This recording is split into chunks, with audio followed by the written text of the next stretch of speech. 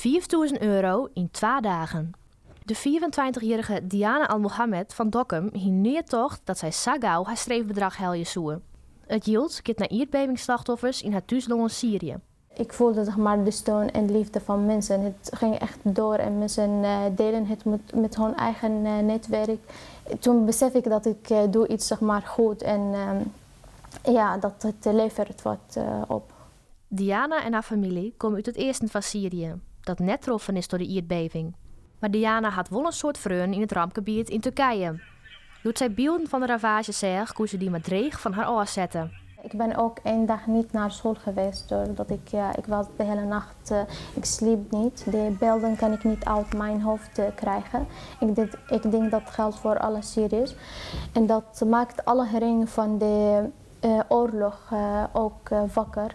Mensen in Diana omjouwing wonen graag doneren, maar liever net om grote organisaties. En Diana vertrouwen zij dat wolta, want zij zorgt ervoor dat het direct bij de slachtoffers in Syrië te lonen komt. Als het via gaat, dan is het makkelijker en dan komt het echt terecht bij mensen die nog hulp nodig hebben. Bijvoorbeeld de moeder die denkt aan haar kind die is dood en ook de andere kinderen. Het moet zij ook aan de andere kinderen denken die zijn gewoon in het koud zitten. Dus voor hen is het echt erg moeilijk en zij hebben ons hulp hard nodig. Een stukje verderop in Dokkum werkt de Syrische Mohammed. Zijn familie woont in het zwiertrof van Aleppo.